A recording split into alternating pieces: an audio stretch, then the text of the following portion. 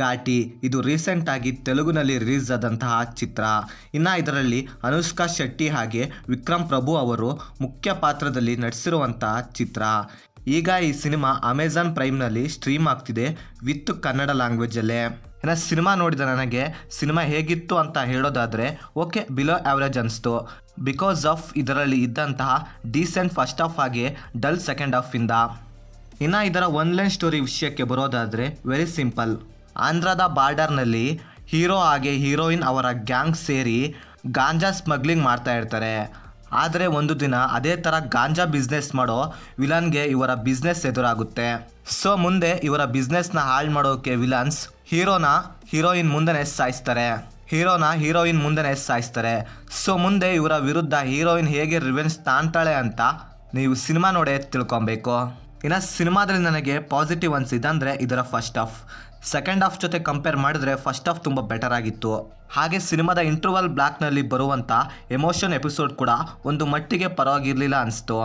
ಹಾಗೆ ಸಿನಿಮಾದಲ್ಲಿ ಇದ್ದಂಥ ಸಿನಿಮಾಟೋಗ್ರಫಿ ಹಾಗೆ ಇದರ ಸಾಂಗ್ಸ್ ಹಾಗೆ BGMs ಬಿಟ್ಟರೆ ಸಿನಿಮಾದಲ್ಲಿ ನನಗೇನು ಕೂಡ ಇಷ್ಟವಾಗಿಲ್ಲ.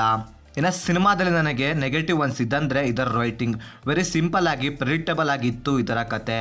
ಆ್ಯಂಡ್ ಇದರ ಕತೆ ಕೊನೆ ತನಕ ಎಲ್ಲೂ ಕೂಡ ಇಂಟ್ರೆಸ್ಟ್ನ ಕ್ರಿಯೇಟ್ ಮಾಡಲೇ ಇಲ್ಲ. ಯಾಕಂದರೆ ಇಂಟ್ರೆಸ್ಟ್ನ ಕ್ರಿಯೇಟ್ ಮಾಡೋ ಯಾವುದೇ ಸೀನ್ಸ್ಗಳನ್ನು ಅವರು ಬರ್ಕೊಂಡಿಲ್ಲ. ಹಾಗೆ ಇದರ ಸೆಕೆಂಡ್ ಹಾಫ್ನಲ್ಲಿ ಬರುವಂಥ ಸೀನ್ಸ್ಗಳು ಹಾಗೆ ಸಿಚುವೇಶನ್ಗಳು ಕನೆಕ್ಟೇ ಆಗೋದಿಲ್ಲ. ಇಲ್ಲೇ ನೋಡಿ ಸಿನಿಮಾ ಫುಲ್ಲು ಡ್ರ್ಯಾಗ್ ಫೀಲ್ ಕೊಡುತ್ತೆ. ಇನ್ನು ಸೆಕೆಂಡ್ ಹಾಫ್ನಲ್ಲಿ ಬಿದ್ದ ಸಿನಿಮಾ ಕ್ಲೈಮ್ಯಾಕ್ಸ್ವರೆಗೂ ಸಿನಿಮಾದ ಗ್ರಾಫ್ ಮೇಲೆ ಬರೋದೇ ಇಲ್ಲ. ಇನ್ನು ಸಿನಿಮಾದ ಸೆಕೆಂಡ್ ಹಾಫ್ನ ಇನ್ನೂ ಬೆಟರಾಗಿ ಪ್ರೆಸೆಂಟ್ ಮಾಡ್ಬೋದಾಗಿತ್ತು. ಆ್ಯಂಡ್ ಅದಕ್ಕೆ ತಕ್ಕಂಗೆ ಎಲ್ಲ ಎಲಿಮೆಂಟ್ ಇದರಲ್ಲಿ ಇದ್ವು ಕೂಡ. ಇನ್ನು ಸಿನಿಮಾದ ಫಸ್ಟ್ ಹಾಫ್ನಲ್ಲಿ ವಿಕ್ರಮ್ ಅವರು ಇರೋ ತನಕ ಸಿನಿಮಾ ಒಂದು ಮಟ್ಟಿಗೆ ಇಂಟ್ರೆಸ್ಟಿಂಗ್ ಆಗಿತ್ತು. ಆ್ಯಂಡ್ ಸಿನಿಮಾದ ಸೆಕೆಂಡ್ ಹಾಫ್ ನಂತರ ಆ ಇಂಟ್ರೆಸ್ಟ್ ಕೂಡ ಹಾಳಾಗೋಯ್ತು. ಇನ್ನು ಸಿನಿಮಾದ ಪರ್ಫಾರ್ಮೆನ್ಸ್ ವಿಷಯಕ್ಕೆ ಬಂದರೆ ವಿಕ್ರಮ್ ಅವರ ಆ್ಯಕ್ಟಿಂಗ್ ಪರ್ಫಾರ್ಮೆನ್ಸ್ ತುಂಬ ಚೆನ್ನಾಗಿತ್ತು. ಹಾಗೆ ಅನುಷ್ಕಾ ಶೆಟ್ಟಿ ಅವರ ಆ್ಯಕ್ಟಿಂಗ್ ಕೂಡ ಡಿಸೆಂಟ್ ಆಗಿತ್ತು. ಆ್ಯಂಡ್ ಕೆಲವೊಂದು ಸೀನ್ಸ್ಗಳಲ್ಲಿ ಅನುಷ್ಕಾ ಶೆಟ್ಟಿ ಅವರು ಗ್ಲಾಮರಸ್ ಆಗಿ ಕಾಣ್ತಾರೆ ಕೂಡ. ಸಿಂಪಲ್ ಆಗಿ ಹೇಳೋದಾದರೆ ಇದೊಂದು ಜಸ್ಟ್ ಎಬೋ ಆವ್ರೇಜ್ ಸಿನಿಮಾ ಅಂತೀನಿ.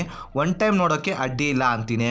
ಇನ್ನು ಸಿನಿಮಾನ ಫ್ಯಾಮಿಲಿ ಜೊತೆ ನೋಡ್ಬೋದಾ ಅಂದರೆ ಎಸ್ ನೋಡ್ಬೋದು, ಯಾವುದೇ ಬ್ಯಾಡ್ ಸೀನ್ಸ್ ಇರೋದಿಲ್ಲ. ಸೊ ಇದಾಗಿತ್ತು ಫ್ರೆಂಡ್ಸ್, ನಾನು ಈ ಸಿನಿಮಾ ನೋಡಿದ್ದಾದಮೇಲೆ ನನಗೆ ಅನಿಸಿದ ಒಪಿನಿಯನ್. ನೀವೇನಾದರೂ ಆಲ್ರೆಡಿ ಸಿನಿಮಾ ನೋಡಿದರೆ ನಿಮಗೇನು ಅನ್ನಿಸ್ತು ಅಂತ ಕೆಳಗಡೆ ಕಮೆಂಟ್ ಮಾಡಿ ತಿಳಿಸಿ. ಹಾಗೆ ಮತ್ತೆ ಬೇರೆ ವಿಡಿಯೋದೊಂದಿಗೆ ಆದಷ್ಟು ಬೇಗ ಸಿಗುವ. By friends.